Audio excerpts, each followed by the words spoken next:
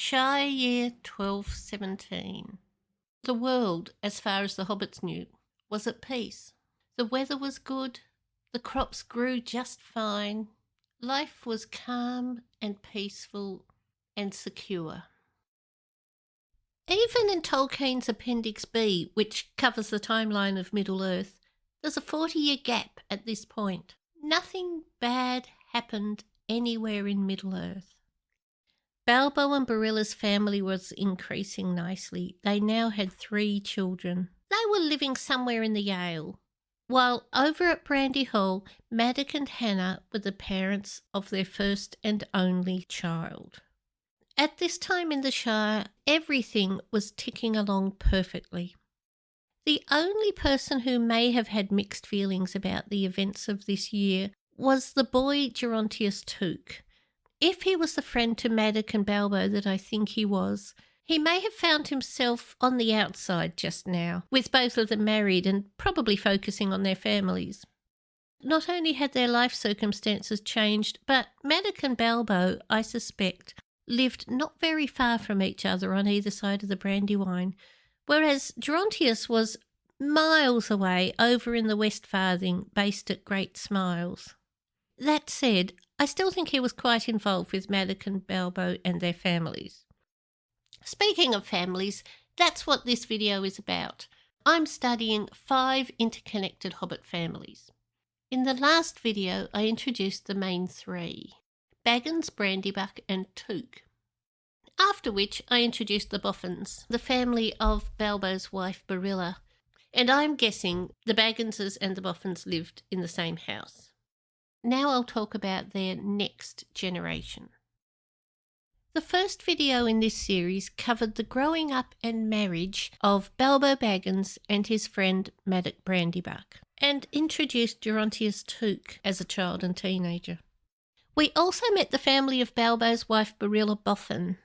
I'm placing Balbo and Barilla in the Boffin household, with Balbo and Barilla's children growing up alongside their cousin, Otto Boffin. At this time in the Shire, life just ticks along. The Shire is at peace. Families grow up, get married, have children of their own. Everything is calm. So this was a good time to be alive. For the Shire, this might have been one of the most idyllic time periods there was. The other thing that I think happened at this time, because it's what usually happens in times like this, everybody got a bit more set in their ways, grew a bit of confidence, fostered some family pride, began to think themselves a little bit more important than maybe they really were. And that didn't matter. People were finding a new way of life, and that way of life was good.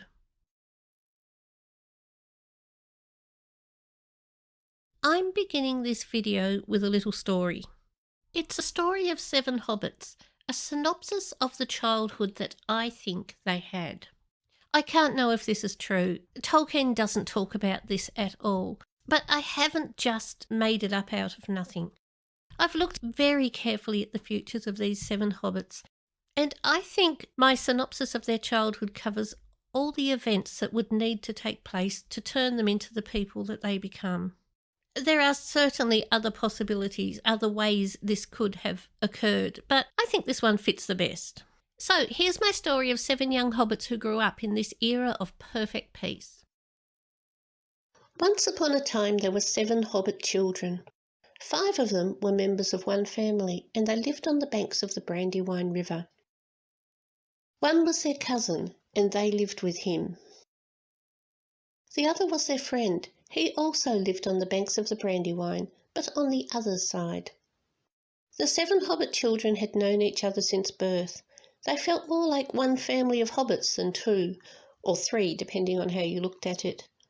They were happy, healthy, fun-loving hobbits.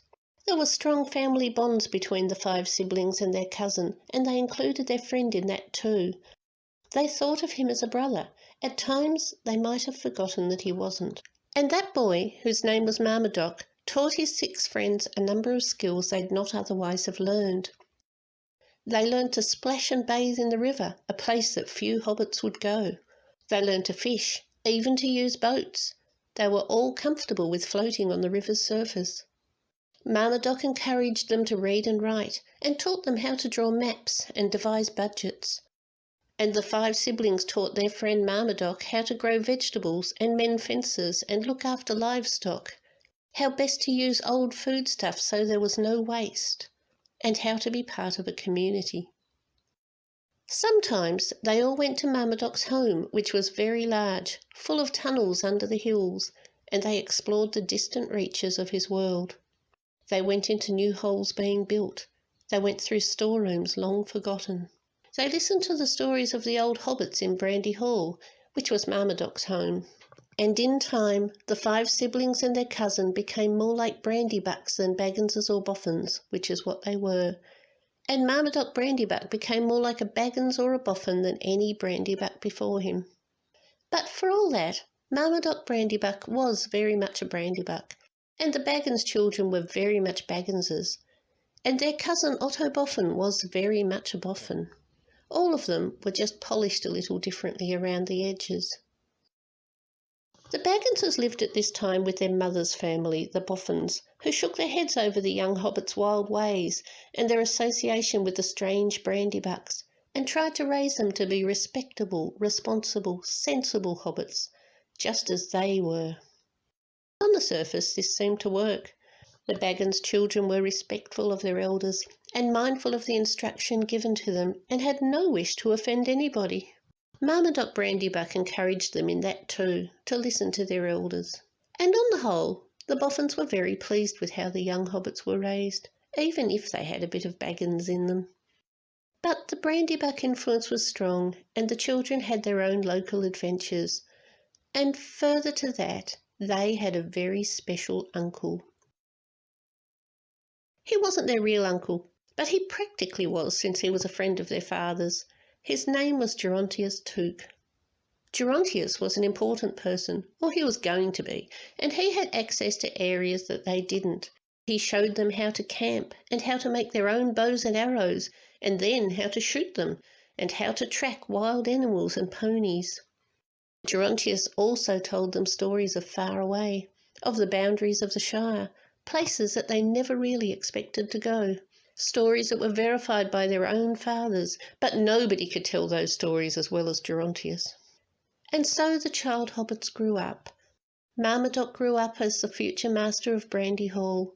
Otto grew up as the future head of the Boffin household.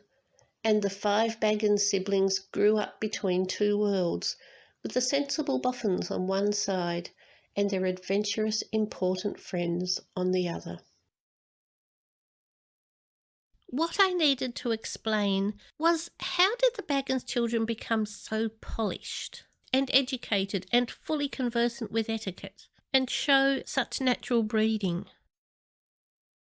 That's an odd word to use, breeding, but the way it was used in 18th and 19th century British literature, which is where I have imbued my definition from, it was a matter of knowing that that's who you are, of recognising that that was the person you were born as, which meant it didn't matter what went wrong in your world. Even if it looked like the whole world had turned on you, you had that security in yourself because you knew that's who you were from birth and that's who you would always be. That's a sense that people could have no matter what class they're born into. We tend to use it for aristocratic classes, but everybody felt it. The perfect example is this paragraph in The Return of the King. Everything that Sam is thinking here. So that was the job I felt I had to do when I started, thought Sam, to help Mr. Frodo to the last step and then die with him? Well, if that is a job, then I must do it. That is exactly what I'm talking about. Sam has this sense of who he was born as, what he is put into his world to do, what his role is. And that role stems from his position in society, from his class. He does not feel inferior. We tend to think of upper and lower as being over and under. It wasn't. It was like the hill and the valley. They were just different positions on a spectrum. This is Sam absolutely secure in who he is in the lower class, knowing that he has a job to do and knowing that his job is to support his master, Mr. Frodo. You can see it a little further down again where he says, I can't think somehow that Gandalf would have sent Mr. Frodo on this errand if there hadn't have been any hope of his ever coming back at all. It's this implicit sense that there is an order in life and that that order can be achieved by people doing what they're put there to do. I'm explaining this here, of course, just to show that this is part of my reasoning in deciding what happened with these Hobbit ancestors. It's certainly there in 18th and 19th century literature very strongly that people take comfort from the fact that this is who I am. That means, as long as I'm true to myself, I'm going to make the right decision. That's the sense you get from Bilbo Baggins when we reach the beginning of The Hobbit. Bilbo is utterly secure in who he is, in his position in life, in his house. He's comfortable, he's happy, he believes he knows himself. That is not how people feel when they've risen up through the ranks really fast and they've found themselves in a new social class. There's always a period of adjustment. There's always that time when you don't get the jokes. You're not sure which spoon to use, whether you should shake the hand of the host or not. You're worried that you're going to be found out because you don't know it. And that's the difference. People who are born into a certain class, who feel very confident there, they also don't know those things when they go to visit that polite neighbour, but it doesn't matter because they know they belong anyway.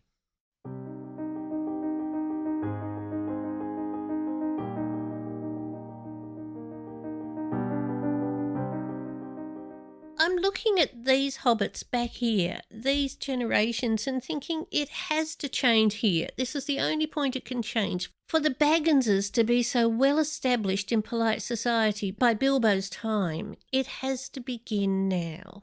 Given the lack of information in Bilbo's tree, he wasn't aristocratic, or we'd know it. Even if he was a well-known, well-respected person who'd moved in from Bree, or further afield, someone would know it. He would tell people. Briffo Boffin would have found out when he moved to Bree. We'd know. It'd be in the trees. The hobbits would know. Tolkien tells us the hobbits love family trees. They would have put that detail in if they'd found out who his father was. So Bilbo Baggins was a nobody when he was born, and he's risen up a bit. And I do think I've explained that fairly well. But he hasn't risen up fully because he's married to Barilla Boffin, and we don't know the name of the Boffin house, and we don't know where Bilbo and Barilla live, which means they're not quite up there yet in polite society. Once again, yes, I'm aware of Bilbo's mother, but it takes more than that. If Bilbo's mother had simply married a nobody, there would have been a lot of talk about that, and when Bilbo went off on his adventures, that would have been what people were saying. They would have been saying it was obviously going to end this way because look who his father was, or look who his father wasn't. And nobody said that. The whole community is quite comfortable with the importance of the Bagginses. I know this is a long digression, but I did think it needs to be explained because I seem to be moving into the realm of pure fantasy with my little story about the children. Something had to happen to bring those children up so that they jumped to social class. And this is the only way I can see it happening.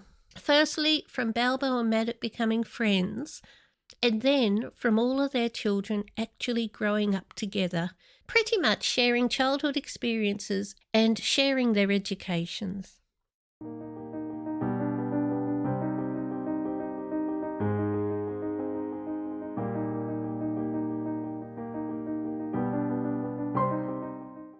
Although I've explained how relatively lowly middle-class kind of hobbits have gained some of the upper-class polish from Marmaduke Brandybuck, that can't explain everything because at this point, in classist Europe, you could always educate a poor boy along with a wealthier boy, but it never led to their inclusion in society. For example, look at Charles Dickens' Great Expectations. Pip had all the education in the world, but Estella still didn't see him as a suitable husband because he was just a poor boy.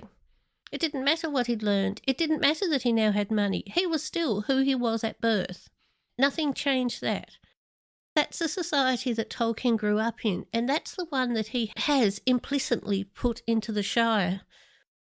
So, moving on to what I believe explains the rest of their ascendancy into the eminent circles of the Shire, their association with Gerontius Took. Gerontius Took, born in Shire year 1190, we find him in the book The Hobbit at the later end of his life. Tolkien doesn't give us many clues about his early years. So everything I deduce about his earlier years needs to fit with what we know of him as an older person. One who remained in everybody's memories even after his death. The one thing we do have is the shape of his family in general.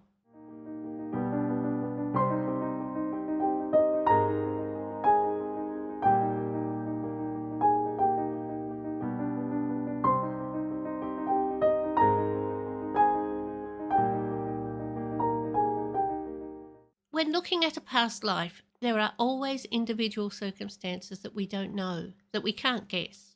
But there are certain patterns that appear at times in a family tree that we can use if we're theorising about someone's life. One of those patterns is an only child who goes on to produce a very large family. It's more common than you might think. And in the real world, obviously this isn't the real world, this comes from Tolkien's mind, but in the real world, that quite often results from an only child who felt himself somewhat lonely, somewhat out of place with those around him. I think it's possible that in developing some of these trees, Tolkien looked at families that he knew or knew of and brought those structures in when he was putting the trees together, which makes it even more likely that a familial pattern of our world can be applied here. If that happened in the case of Gerontius Took, I would suggest that Gerontius was happiest with family around. And that does fit. He may certainly have been made welcome by his second cousins in Longcleave. Some might say that second cousins are as good as cousins. Maybe that's as good as siblings. But not always. The second cousins may have had more physical resemblances to their actual cousins and their siblings. Maybe the fact that he came from the quite prosperous and very, very safe Westfarthing, whereas they were up there facing the real problems of life in the wilder north. Maybe that created a difference between Gerontius and the second cousins. Given he was the only child of an only child, and later on he had a very large family, I think it's safe to surmise that he was a rather lonely hobbit as a child. He was in a special position because he was 2 steps from thanehood, then 1 step from thanehood, and everybody knew it. He was a member of an extremely wealthy family. By the time Gerontius was born, it looks as if the Took family held most of the wealth in the Shire. All these things created differences with those around him. My theory is that Gerontius would gravitate towards family-oriented people with whom he had something in common, who included him more as an equal than as the future Thane. I think that Balbo and Maddock did this. Maddock the stoic who treated everyone the same, who I think developed a sincere fondness for the Thane kid, and Balbo the kind, whose courtesy and genuine warmth included everyone. There are a few pivotal events in Gerontius's early years that also shaped his life. One was the death of his grandfather Ferinbras in 1201, after which his father became Thane, so this jumped him up in importance. From this point he was of the prime family of the Shire. That probably gave him extra responsibilities. I expect it was impressed on him that his behaviour now reflected on the Thane. But he was still a child. He was only 11 at that point. The next event in his life was the death of his great-uncle Bandabras in 1206 when Gerontius was 16. If he did spend as much time with Bandabras as I imagine he did as a child, this would have been a big loss for him too. Bandabras was probably more like a second father than a distant uncle. And in the same year, Bilbo Baggins was married. Gerontius was still a teenager. It's hard to wrap the mind around Hobbit childhood. If one didn't become adult until the age of 33, you might imagine that all the intervening stages of childhood were equally drawn out, so that a 10-year-old hobbit was more akin to a 5-year-old human. I don't think that was the case. Certainly when it came to acting responsibly, there was a lag. You can see that in Pippin through the Ring series. He was only in his tweens and not fully mature. I'm not seeing any signs that physical development altered at all. At 16, Gerontius was probably much like a 16-year-old human boy, capable of adult-length walks and work days if he had been born in the working classes, free to visit who he pleased, alone. He would have been at Bilbo's wedding, I'm sure. But he hadn't reached adulthood. He was half a generation younger than his friends. With the marriage of Bilbo, he was on the verge of becoming an outsider again. Bilbo would inevitably retire from bachelor activities and spend more time with his wife and children. Maybe after the death of Gerontius's great-uncle, his visits to the second cousins ceased too. It would be a noticeable change. When I was looking at these trees, I considered fairly carefully whether Gerontius may have actually been a close friend of Bilbo's eldest son Mungo. There was 15 years between Madog and Gerontius. There's 17 years between Gerontius and Mungo Baggins. But if he was only a friend of Bilbo's children, that doesn't explain future events involving the Brandybucks. This is why I think the Brandybuck and Baggins families seem to have come close. That said, I still think Gerontius became very close friends with their children too. At this point, Gerontius is still growing up. He was 26 in the year of Madog's marriage, still in his tweens. There's little indication of what he did for the next several years. I suggested earlier that the 5 children of Bilbo Baggins considered Gerontius to be an uncle. I'd further suggest that Gerontius considered those Baggins siblings not to be nieces and nephews, but to be something more akin to siblings. I think they became his second family, Mungo especially. There were 5 years between Mungo and his sister Pansy. So for that 5 years, Mungo was an only child, just like Gerontius. In Tolkien's world, boys and girls were not all that similar. They tended to live separate lives. Even though 5 years after her birth, Pansy was probably old enough to be an acceptable playmate, she was a girl after all, probably encouraged to do slightly different things. Otto was born not long before Pansy, but I think at that point his parents may have kept him close until they saw what kind of child was going to come of the Boffin-Baggins match. Mungo was probably 9 or 10 years old before he truly had playmates. At this time, his brother Ponto was born. It would have been at least another 5 years before Ponto was old enough to do anything with him. By the time Ponto was 10, Mungo was 19. In many ways, Mungo did grow up as an only child. My theory is that Gerontius was more than happy to fill the breach. He saw a lot of himself in the boy and treated him like that little brother that he'd never had. Even in my scenario where we have the 5 Baggins children plus Otto and Marmaduke, Ponto and Marmaduke are only a year apart. It's almost natural that Ponto and Marmaduke would be the closer friendship. That's my guess. That after Bilbo's marriage, Gerontius, who surely had many other friends, he was a sociable hobbit after all, I would suggest that Gerontius still felt that Bilbo and Madog were more like family than just your average friend. And after Mungo's birth, he adopted Mungo as his little brother. At least in his head, even if he never said anything about that.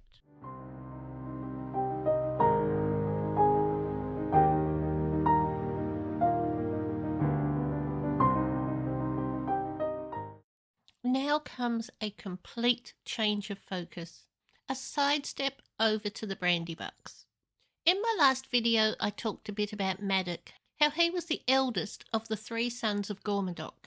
Madoc's younger brothers were called Sadok and Marok.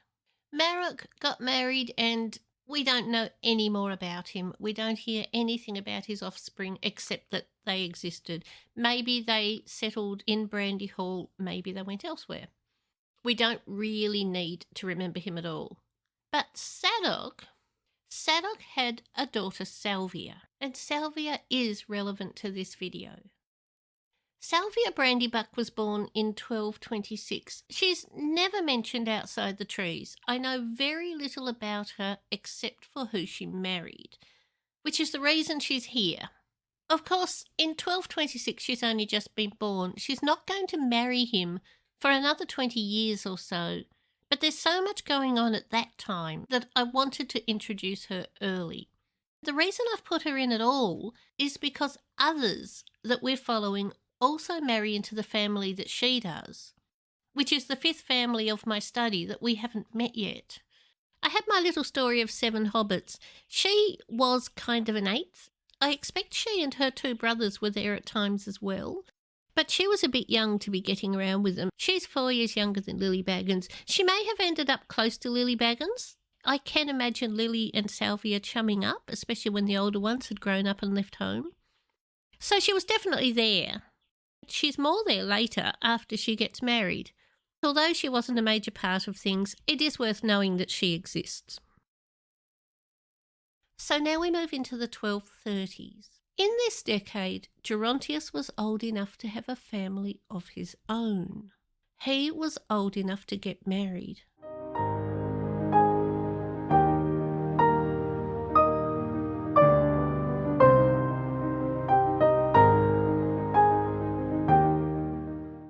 He knew he wanted a large family.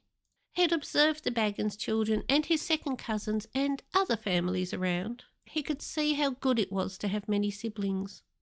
I'd say when he met Adamanta Chubb, he saw in her someone who could be not only a wife to him, not only a suitable future Lady Thane, but the kind of mother he wanted his children to have. A woman who could help him create the large, loving family that he had always wanted for himself. In 1231, Gerontius Took married Adamanta Chubb. There are trees out there giving her name as Admanta Chubb, but that's not what my version of Return of the King says.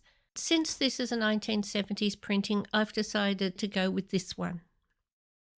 We don't know much about the Chubbs. The surname Chubb does pop up a few different times throughout the trees that we do have. Some of those Chubbs are likely related to each other, but we don't know how. So there's not really much I can say about Adamanta. There is one thing we know about the Chubb family. In future years, they end in a daughter. And when she gets married, they hyphenate the name rather than allow the Chubb name to die out forever. That's a bit in the future from here. It seems likely that the Chubb line is already producing more girls than boys. That said, there's definitely other Chubbs around. At Bilbo's birthday party in the start of the Fellowship of the Ring, he talks about the Chubbs, and that is later than the Chubb hyphenation event, if I can call it that. Beyond that, I have no information whatsoever about them. You'd think marrying the Thane, becoming the wife of the future Thane, you'd think there'd be more. Tolkien was influenced by the older style of pedigrees, like Burke's Peerage, where it really focused on lines of inheritance, very patrilineal. Burke had easy access to heraldry and probate records, and to marriage bonds, which were a contract between prospective husband and the father of the bride. They were held centrally in London. He could set himself up at a table and look through them all. For him to travel out to all the churches and view the parish records would have been prohibitively expensive, impossibly time-consuming. And there were some reverends who refused access to any but their local parishioners anyway. So Burke and the others, Debrett for example, used what they had. The result to us is an apparent disregard of pretty much all females and younger sons. All we get are the ones who left property, And for most of them, Burke only knew their death dates because that's what probate records gave. Tolkien, in the production of his trees here, has used the same system, as have many others.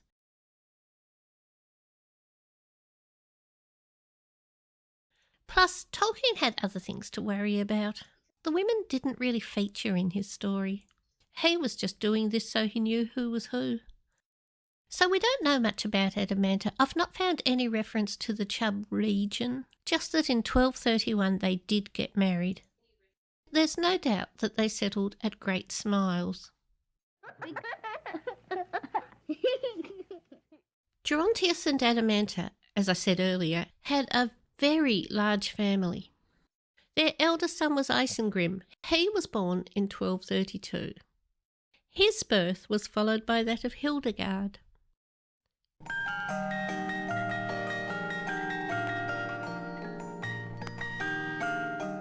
Hildegard is a mystery. The tree doesn't even give a birth year. Isengrim was born in 1232, and the third child was born in 1238. So Hildegard was born somewhere in the middle. My guess is that Hildegard was probably born as early as 1235. Hildegard died young. It's been pointed out by various Tolkien scholars that Hildegard is an Old High German female name. There are various spellings. Sometimes it has an E on the end, sometimes an A. Tolkien doesn't ever tell us whether Hildegard is male or female, but Tolkien has a fairly rigid naming convention for the Shire. Looking through the family tree, Tolkien's female hobbits were either flowers or jewels. They were decorative, they were ornaments. There are a couple of rare exceptions, one being, as far as I can tell, Adamanta Chubb herself. But in general, just looking at the Took tree, there are so many other male hobbits with a name ending in RD. I strongly believe that this is a male name.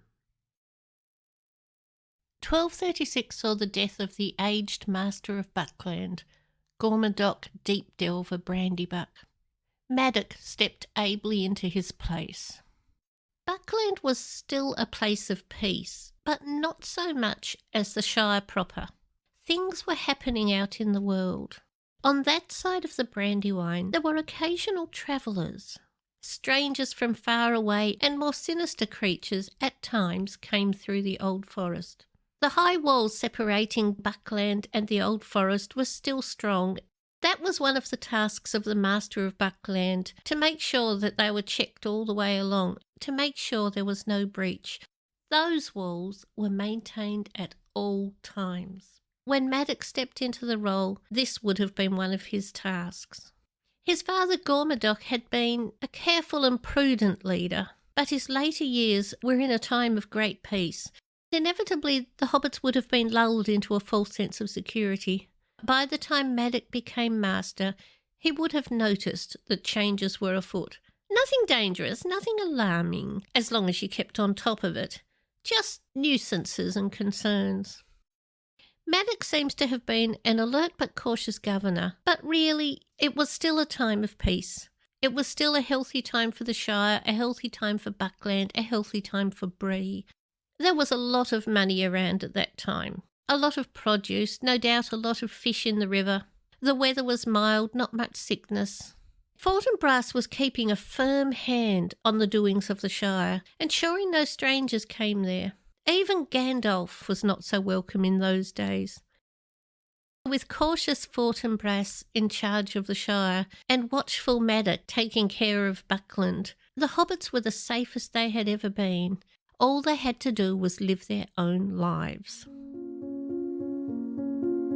In a Shire that's full of hope and happiness and long lives, Gerontius and Adamanta are still dealing with the death of their second child. Hildegard's early death would have been a great sorrow for Gerontius, who loved all of the people in his world with all of his heart.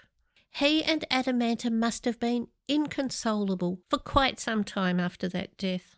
The result was that Isengrim was 6 years old before his younger brother Isembras was born.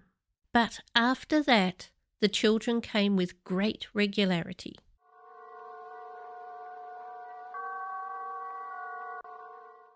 I don't think Tolkien put much time into the naming of all of Gerontius and Adamanta's children. He had Gerontius as a character. He wrote him as a great personality of the past. Having given this character a long life and a large family, someone, somewhere, wanted him to flesh out that family and name all of the children. So, I'm guessing, he sat down and gave them names. He's done it using the Took family nomenclature, names beginning with IS, alternating with names beginning with Hildy. And the three girls, who I'll deal with separately, have something similar going on. My guess is, when Tolkien created the family of Gerontius, he began with those girls. He had the three girls and one brother, and a non-specific clump of other brothers. But thinking of these Tooks as a single family, one that developed over time through the birth of successive children, it all seems rather odd. They must have had nicknames. I did read somewhere that most of the characters in the Shire were known by nicknames or cognomens rather than real names. I don't remember just now where I read that, if it was an official source or not. Assuming that, the names that these children were given makes a little more sense, but only a little. The Tooks had a signature suffix, so that's following tradition. But the rest of it? When it comes down to it, I think Tolkien just didn't have any need to individualise these children in any way. But for the sake of understanding the family trees, I do need to individualise them. I'm going to follow a couple of them through their lives, and it's very hard to pick them out. I'll just point that out here as I start adding their children, that we are going to see this naming pattern. There are 9 boys, named so rigidly to a standard that they might be horses in a racing stable. Isambras was followed by Hildegrim in 1240, by Isambold in 1242, and by Hildefons in 1244. Hildefons is a name outside of any naming convention. But then, so is the name Gerontius. I'm going to pause this recitation of Gerontius's children here for a bit, because other things were happening in the Shire. In my head, I tend to split Gerontius and Adamanta's children up into 2 groups, the earlier children and the later children. I've now listed all the early ones. The Shire was still at peace, but there were a few changes in the lands outside that hobbits didn't know about but were starting to impact them anyway. In 1245, Thane Fortinbras turned 100. He was still kicking on quite well, getting old now, and I'm guessing Gerontius was taking over more and more of the duties of the Thane. We don't have any detail on when the Thanes stepped down from their duties or whether they stayed in them right up to the moment of death. Assuming they did stay in the position until they died, if they got frail in their later years, it's a perfect time for the son who is going to take over to step in and start doing some of the duties, so that when they take over completely, it's not a shock. They know what they're doing. It's a seamless transition. I'm imagining at this time, while Gerontius is there with his growing family with 5 sons, he's also taking on more duties of his future role. The other thing that I see happening at this time, I think he found work for Mungo at Great Smiles. For the 5 Baggins youngsters, entering adulthood would have meant taking a close look at their circumstances. They were well educated for hobbits of their class. They knew all the things that Marmaduke knew. They'd mixed with the top families of the Shire. They were literate. They understood etiquette. But for the Bagginses at least, they didn't even have a family home. They had a home of sorts. They had the Boffin household that they had grown up in, somewhere Balbo and Barilla would most likely live for their entire lives. If everyone around them also had no home, they wouldn't have thought anything of it. They could have just moved into some kind of employment somewhere and lived in a cottage on a property belonging to someone else. But they'd been associating with people who had their own homes. People who were going to inherit their own homes. Marmaduke was going to inherit Brandy Hall. Gerontius was going to inherit Great Smiles. We don't know the name of the Boffin house, but it was there, and Otto was going to inherit that one. Those three, they were secure. Their future was assured. All they had to do was grow up and take control of the world that was waiting for them. The Bagginses, on the other hand, didn't have that. My guess, based on a whole lot of little things, is that Mungo became a lawyer. If not a lawyer, he was an agent for Great Smiles, maybe a manager. We know there wasn't much need to rule the Shire folk. They were in this idyllic situation where they were happy with what they had. Everybody knew the rules, everybody liked the rules, everybody enforced the rules within their own family and their own properties. You didn't really need police or bus inspectors or any of those kind of roles. Any collection of people who live together, there's going to be some issues that need to be monitored. Not to do with the behaviour of the people even, just to do with health and hygiene and overcrowding and all those little things. Ascertaining when it's time to build new tunnels or plant new crops. Someone has to do all that. Maybe the Thane does it himself, but maybe the Thane gets help. I'm guessing some of that became Mungo's job. But my principal guess, I'm placing him in Great Smiles, learning to be a lawyer. In 1245, Mungo Baggins married Laura Grubb. I'm pretty sure they settled in Great Smiles, where Mungo carried on doing whatever work it was he was doing for Gerontius. The Grubbs are another family that we have practically no information about. There's no tree for them, very little detail on who Laura is and where she comes from.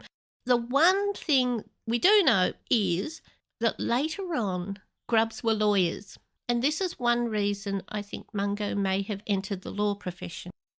In our real world, this was one of the few ways that somebody from a solid middle-class background could step up into the lowest ranks of the upper class. Everybody needed lawyers. Lawyers worked closely with the prime families of the lands. Lawyers had to be discreet, lawyers had to be intelligent, and lawyers needed the same kind of polish and understanding of etiquette that the families that they worked for had. Then, in the eyes of the average farming family, lawyers were sort of indistinguishable from the upper class, so reputation-wise, they tended to be viewed with the same respect and deference. That's what I think Mungo did. My headcanon here is that Gerontius, to help Mungo, brought him to Great Smiles to become a lawyer and placed him in training with Laura Grubb's father. Through working here, Mungo met Laura, got to know her, and the two of them were then married. There's only one event in 1246, and that is the birth of Mungo and Laura's first child. They had a baby boy called Bungo. I'm pretty sure he was born in Great Smiles and grew up there, playing with the Took children. Bungo is Balbo and Barilla's first grandchild. Another year goes by. Gerontius and Adamanta's family increased again, with the birth in 1247 of Isambard. In 1248, Gerontius's father died, and Gerontius must have become Thane.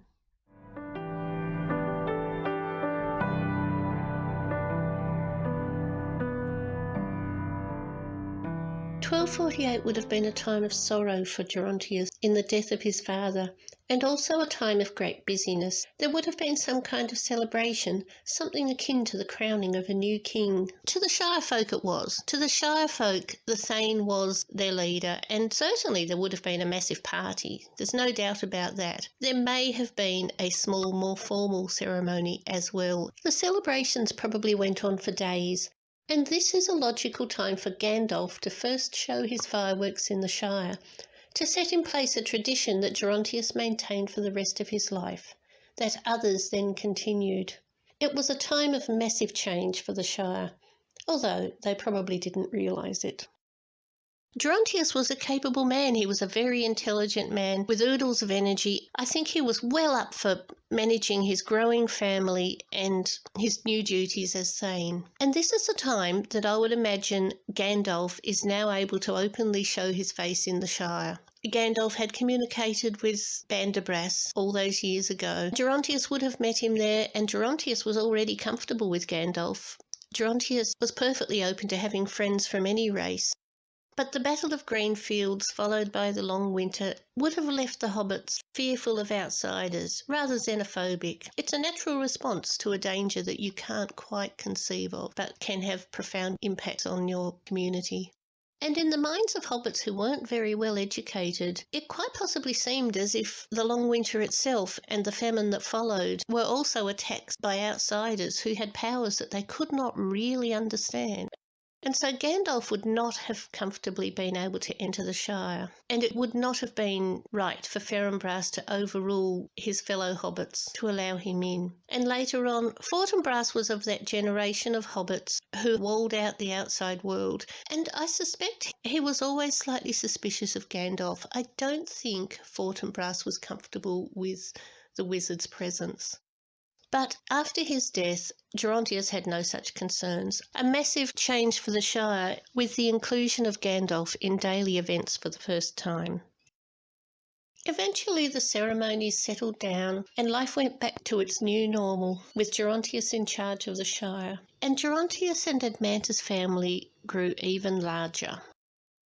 The next child born to them was Hildebrand in 1249.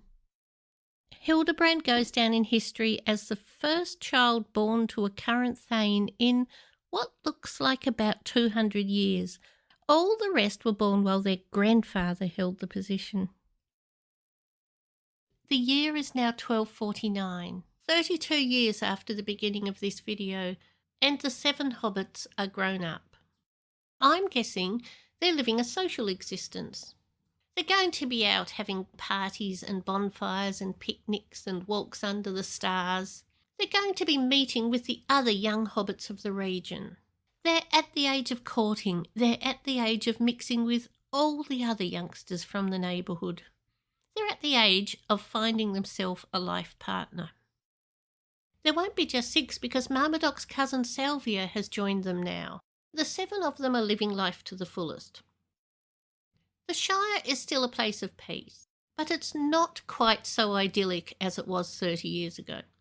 Successive crop yields leave soil depleted of nutrients. You can have a good run of it, but the time comes when you need to rest the fields and feed the soil.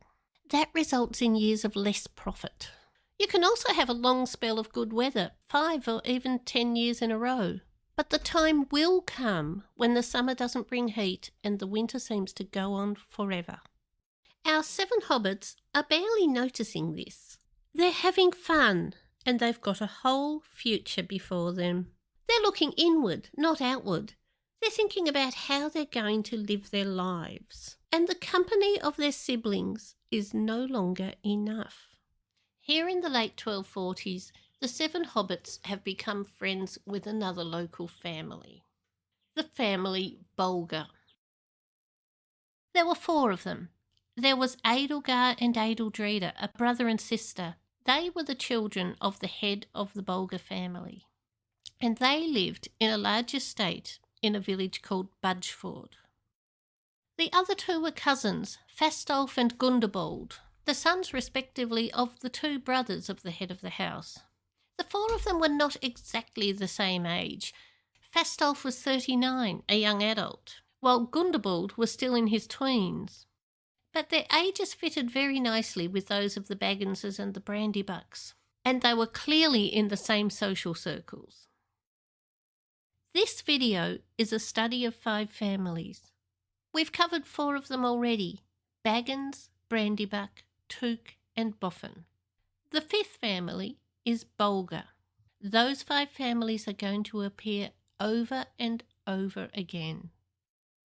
The Bolgers are a Fallowhide family, as are the Tooks.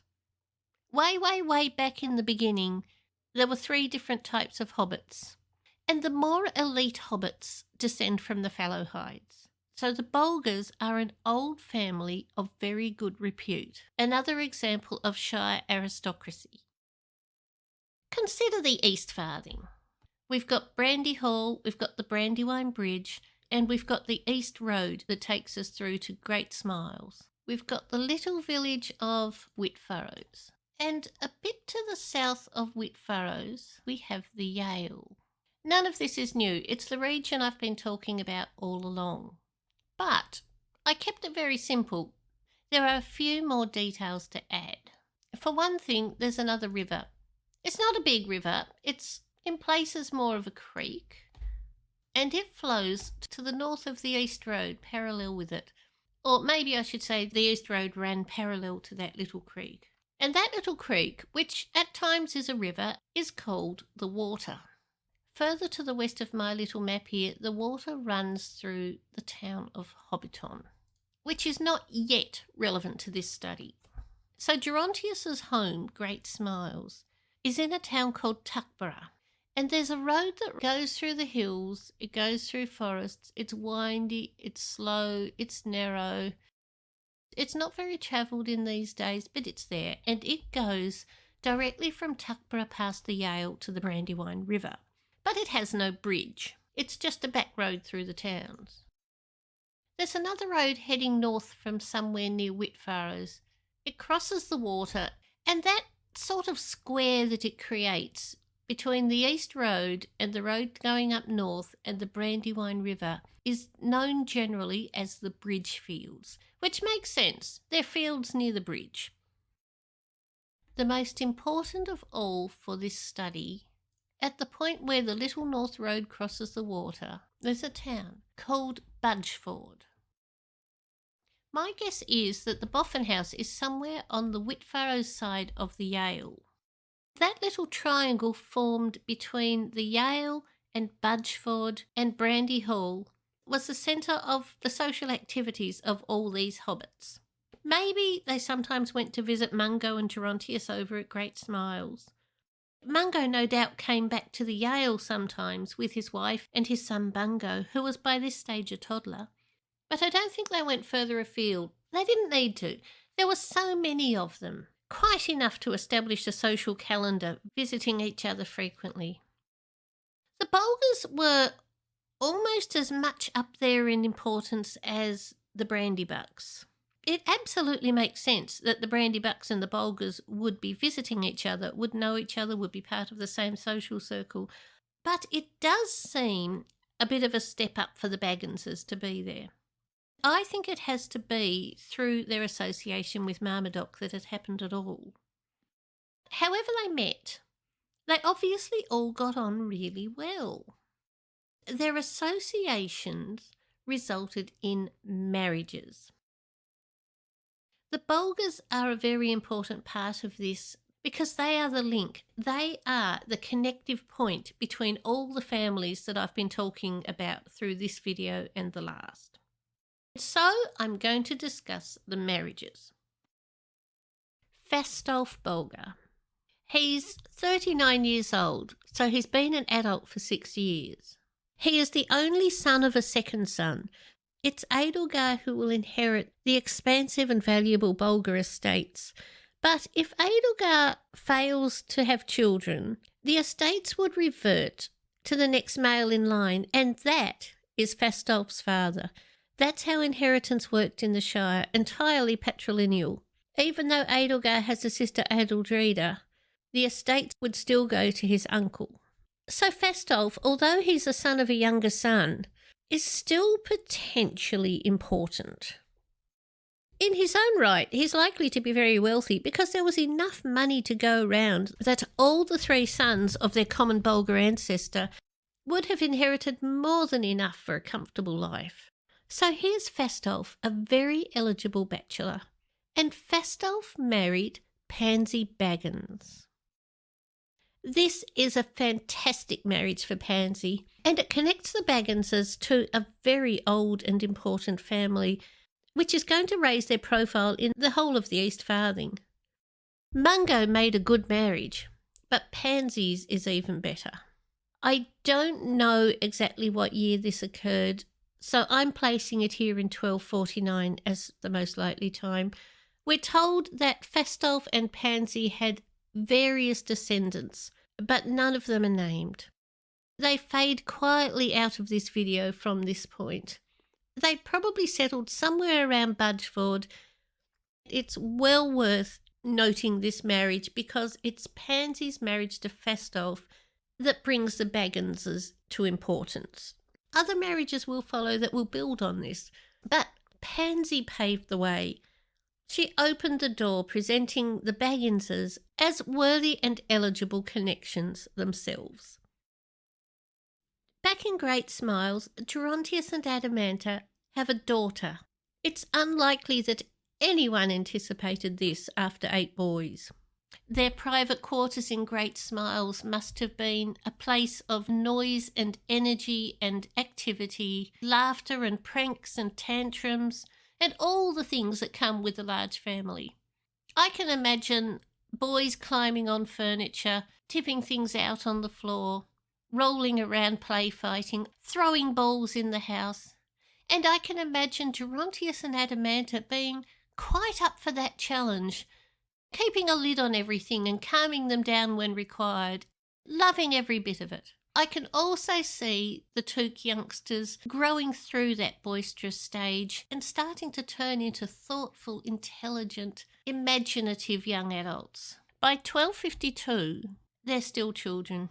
Either they're babies and toddlers, or if they're a bit older, they're in the schoolroom. The only one of them who probably has finished his studies is Isengrim. By 1252, he turns 20. So even he is still young. Back to Gerontius and Adamanta's new daughter. This is the eldest of the famous 3 daughters of the old Took. I'm going to deal with them separately, so I'll just put her in as a daughter for now. Also in Great Smiles, we have Mungo and Laura and their son Bungo. Bungo is just a toddler. He'd be walking by now probably, talking a little bit, but not old enough for school yet. Exciting times for the Boffin household. Otto is getting married, and his bride is Lavender Grubb. Lavender is the younger sister of Laura. So after this marriage, Mungo and Otto will be not only first cousins, but also brothers-in-law. If Lavender, as I think, is the daughter of a lawyer operating out of Great Smiles, she's from a very respectable, probably very wealthy family, and that makes this a good marriage for Otto. It's also a good marriage for Lavender because she gets her own house out of it. A lawyer in Great Smiles might have respectability and money, but he doesn't have his own property. I don't think there's any doubt that after the marriage, Otto and Lavender settled in the Boffin household. It's interesting, though, because it shows that even after Mungo's marriage, Mungo and Laura must be still involved with all the old family circle, because that's the logical way for Otto to have met Lavender. We'll touch on it more later, but the children of Otto and Lavender and the children of Mungo and Laura are going to be both first cousins and second cousins. First cousins because their mothers are sisters, and second cousins because their fathers are first cousins. And this is just a little glimmer of the kind of confusion we're going to meet in these trees as the generations go on. In 1254, Otto and Lavender's firstborn came into the world, and his name was Hugo. We'll be following him through his whole life. This gives us the perfect example of the relationship doubling up that I was talking about earlier. Hugo Boffin and Bungo Baggins are both first cousins and second cousins. I have to say something about Edelgar's marriage. It took place sometime around 1254. We are not given his wife's name. Since the Bulgars so far have only played a peripheral part in this study, it seems very odd to include him at all. But Edelgar is an important ancestor.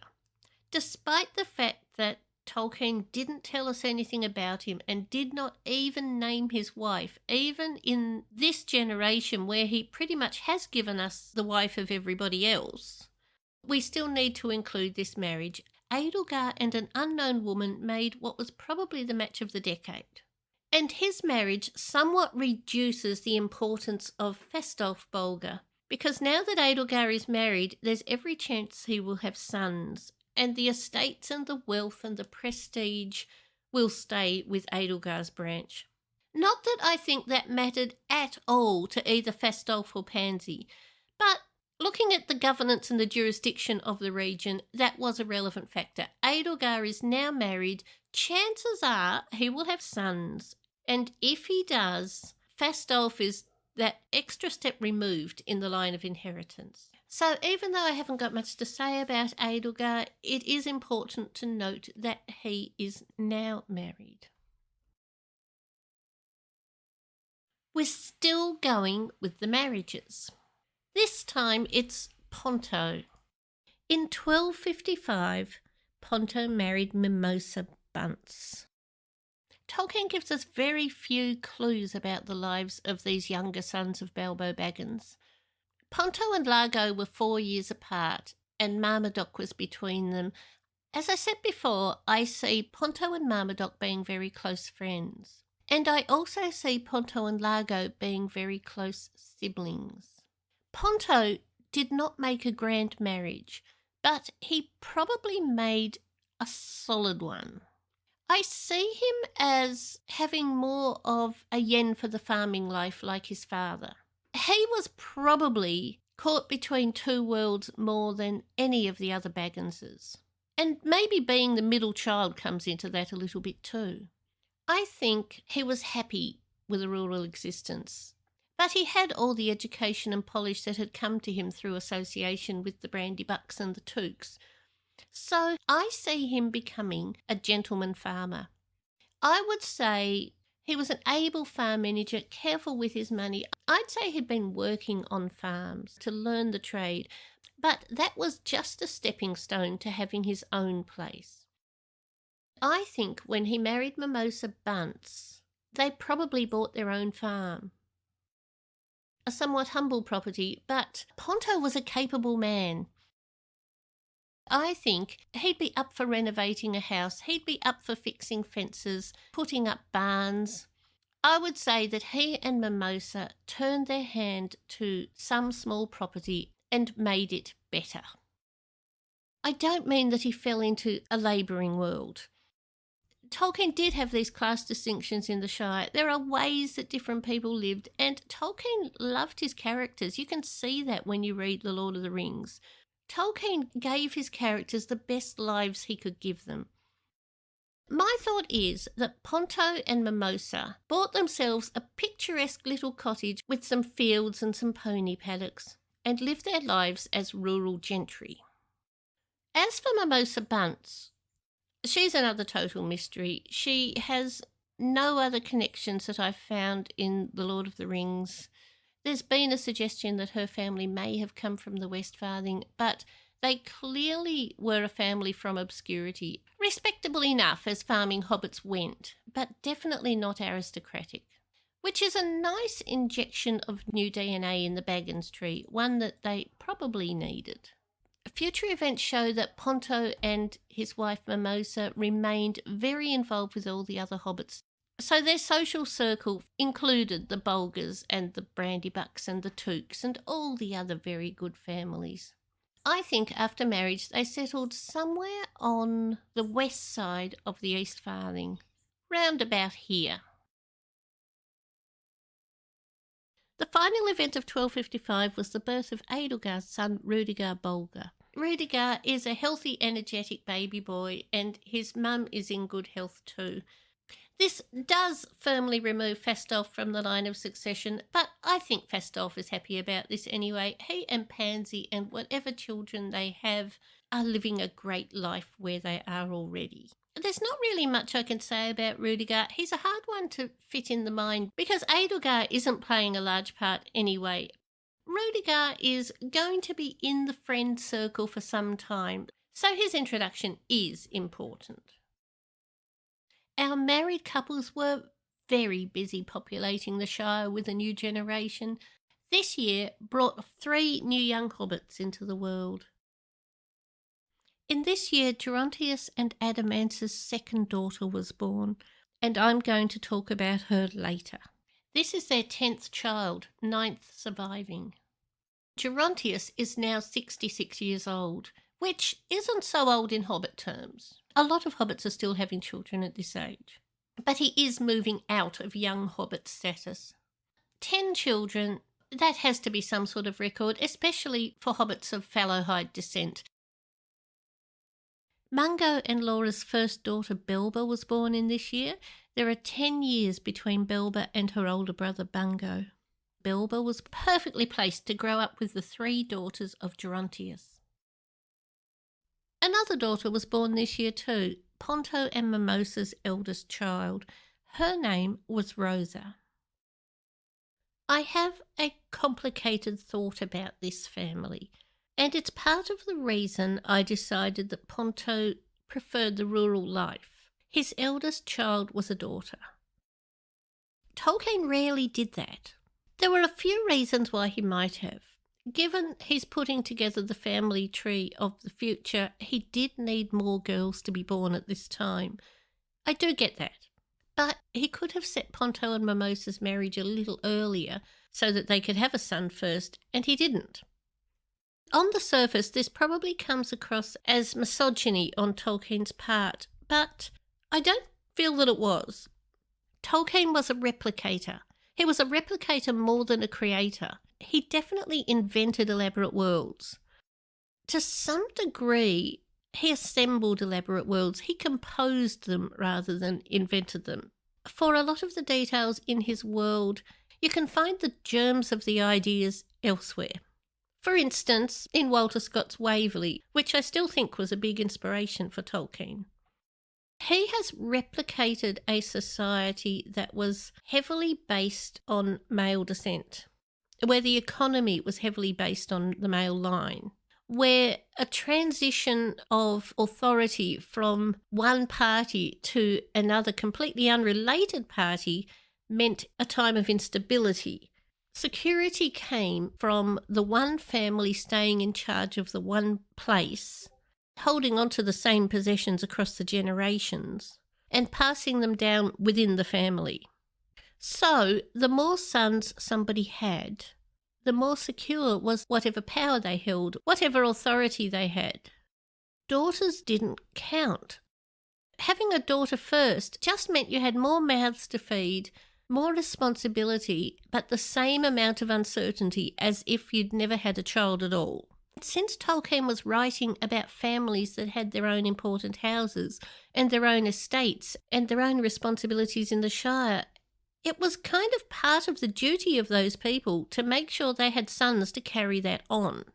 For Ponto to have a daughter first meant that Ponto wasn't quite succeeding. He was not as effective as the others because he had a daughter first. As I said, this is a complicated thought because it's obviously not a situation we want to perpetuate today. But it was the world that Tolkien created. It was the fictional world that Tolkien created. Therefore, it's part of the rules of his universe that I need to be looking at in this study. Ponto and Mimosa having a daughter first is kind of a clue that they've settled into a less illustrious position than the others. Tolkien liked Ponto as much as he liked the others. In some ways, you could say Tolkien made up for doing this to Ponto in events that happened later.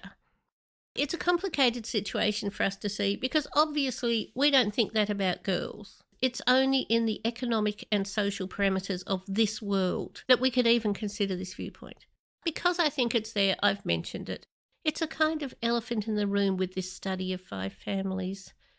There you have it. Ponto and Mimosa had a daughter first. Her name is Rosa, and they loved her very much. We can see as she grows up that she was deeply cherished. And that's really all that matters.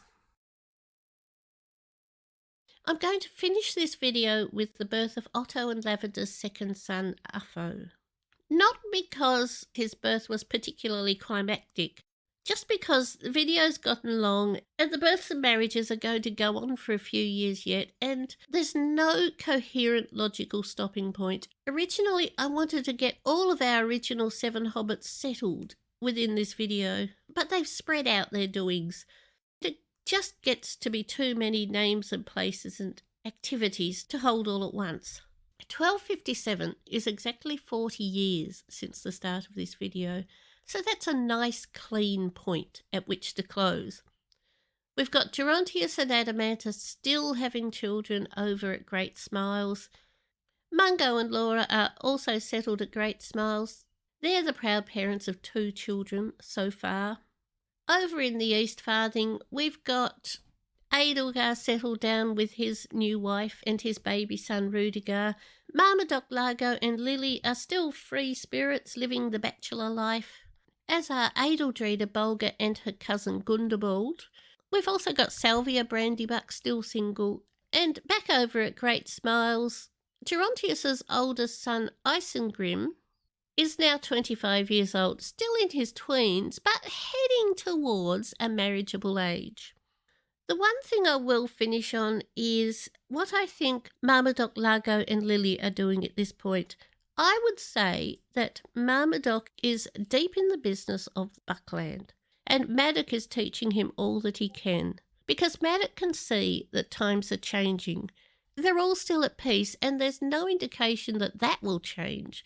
I think at this time they are probably seeing a little bit more suspicion in Bree. I think Buckland and Bree are probably trading fairly consistently, and there's a bit of movement between the hobbits of each, in a way that there isn't with the Shire. Tolkien doesn't really talk about that, so that's just something I've gleaned from the Fellowship of the Ring and the conversations they have at the Prancing Pony and the way the townspeople are there at that time. Looking back, I think it's all starting to change now. And I would also say, although it's never mentioned, that that's one reason, given that Gerontius is happy with Gandalf's presence in the Shire, that Gandalf is dropping in and making sure his face is familiar to everybody, because Gandalf also knows that things are happening across Middle-earth. And we can see this from the appendix at the end of The Return of the King. So I think Marmaduke is being trained up excellently in his future responsibilities. As for Largo, I see Largo as an artist. I see him as a dreamer, as a romantic. I think he's got the same love of the earth and of growing things that all other hobbits do. But I think rather than just going out and tilling the earth, he went out and painted it maybe, or wrote poems about it. I'm not quite sure what form his creativity took, but he comes across to me as the most creative character among them all. Given his position in the family, he would have had more time to indulge that. He had older siblings to do the bulk of the chores. He was 3 years younger than Marmaduke, young enough to properly imbibe the cultural influences that Marmaduke and Gerontius would have brought his way. He's now 37 years old, but he hasn't gone out and gotten married the way his older siblings did. He's still single. I'll definitely talk about him more in the next video. At this point, that's how I see him. So in his adult life, while he's no doubt living in the Boffin household and working on the Boffin farm, I think he's daydreaming his time away and watching the world, and his life is still in a state of flux. As for Lily, we have no clues about Lily except that she's there, she's single. I would imagine at this time that Lily and Salvia are doing a lot of things together. They're both in their tweens. Being a hobbit in Tolkien's world, she's probably also visiting her elder siblings and helping with the care of her nieces and nephews. Maybe helping Balbo and Barilla, who are now approaching more mature years. Back to Sam's line. Obviously, they've grown up now. In 1257, Wiseman Gamwich is 57 years old. He's moved from the village of Gamwich to the village of Tyfield. He's gotten married to somebody who is not mentioned in the tree, and he's had children. There's no real clue how many children he's had. There's only one mentioned in the tree, and that is a boy called Hob. Hob was born in 1246. So at this point, he's a child of 11. And as Hob grows up, the surname morphs from Gamwich into Gamage. This was the sort of thing Tolkien loved to do, to show how if education wasn't there to force people to learn a correct pronunciation, words and names tended to evolve naturally through daily speech. And that's what's happened here. Hamfast of the village of Gamwich, which maybe they pronounced as Gamwich anyway, had a son who took the name Gamwich as a surname, and the third generation, everybody is just calling him Gamage. At this point, there's not much to say about Hob Gamage. We don't know his family, we don't know siblings, we don't know his mother. He exists, 11 years old, possibly in the village of Tyfield. Moving on to Holman, who was 7 years old at the end of the last video, he is now 47. He also has gotten married, and he is now known as Holman the Green-Handed.